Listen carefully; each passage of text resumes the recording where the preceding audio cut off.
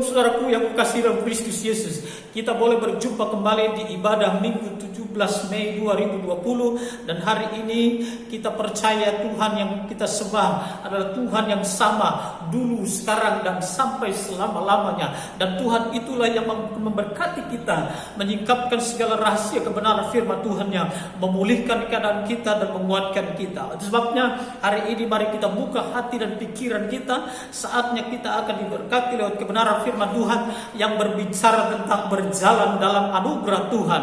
Dan tema ini kita akan dengarkan beberapa hari ke depan yang terambil dalam 1 Korintus pasal 15 ayat yang ke-10. Demikianlah bunyi firman Tuhan. Tetapi karena kasih karunia Allah, aku adalah sebagaimana aku ada sekarang, dan kasih karunia yang dianugerahkannya kepadaku tidak sia-sia. Sebaliknya aku telah bekerja lebih keras daripada mereka semua, tetapi bukannya aku, melainkan kasih karunia Allah yang menyertai aku. Saudaraku, akhir-akhir ini dalam kondisi yang kurang menguntungkan bagi kita, dalam kondisi yang mencekam, Tuhan mendengungkan firman-Nya kepada kita.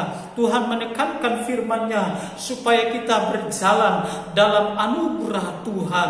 Sebab banyak orang di akhir-akhir ini menganggap bahwa hidup adalah milik mereka sendiri, dan mereka merasa berhak untuk mengatur dan melakukan segala sesuatu apa yang mereka ingini dalam hidupnya.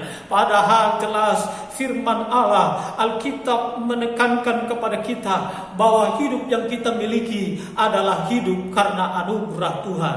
Itu sebabnya hari ini saya mengajak kita semua untuk menyimak ada berkat bagi orang yang berjalan dalam anugerah Tuhan. Yang pertama, berjalan dalam anugerah Tuhan akan menyadarkan kita bahwa hidup bukan masalah tentang sebuah kebetulan, bukan masalah kecelakaan atau keberuntungan, bukan masalah sakit atau sehat, berkat atau tidak diberkati, melainkan karena kehendak dan rencana Allah tidak pernah gagal dalam hidup kita. Itu sebabnya dalam kitab Yesaya 55 ayat 8-9 berkata, jalan Tuhan bukanlah jalan kita, rancangan kita bukanlah rancangan Tuhan. Seperti tingginya langit dari bumi, demikianlah tingginya jalanku, kata Tuhan, dari jalanmu, dan rancanganku dan dari rancanganmu, kata Tuhan. Oleh karena itu, saudaraku, hiduplah dengan hati yang bijaksana. Supaya apa? Kita menyadari bahwa dalam situasi apapun, dalam kondisi apapun, rencana Tuhan tidak pernah gagal dalam hidup kita. Karena itu, saudaraku, mari berjalanlah dalam rencana Tuhan. Yang kedua, berkat bagi orang yang berjalan dalam anugerah Tuhan menyadarkan kita bahwa hidup kita adalah milik Tuhan. Itulah sebabnya Rasul Paulus berkata dalam Galatia pasal 2 ayat 20, hidupku bukan lagi aku sendiri, melainkan Kristus yang hidup di dalamku. Karena itu, saudaraku, marilah kita hidup untuk Tuhan sesuai dengan rencana dan kehendak-Nya, menyenangkan hati Tuhan.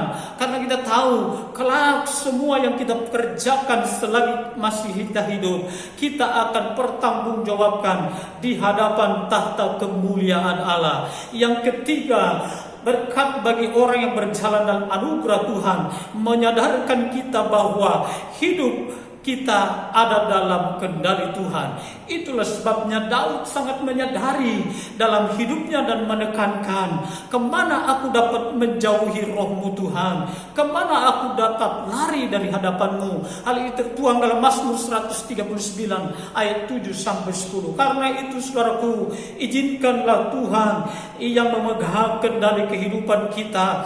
Biarkan Tuhan berjalan di depan kita, biarkan Dia menuntun dan memegang tangan kita, penanda sebagai gembala yang agung dalam hidup kita, sampai Tuhan datang menjemput kita kali yang kedua. Majulah terus dalam Tuhan. Saya berdoa kiranya semua kita, khususnya jemaat KOG, bertumbuh dan berjalan dalam rencana Allah, dan kiranya kasih karunia Tuhan dilimpahkan dalam hidup kita hari ini, esok, bahkan sampai selama-lamanya.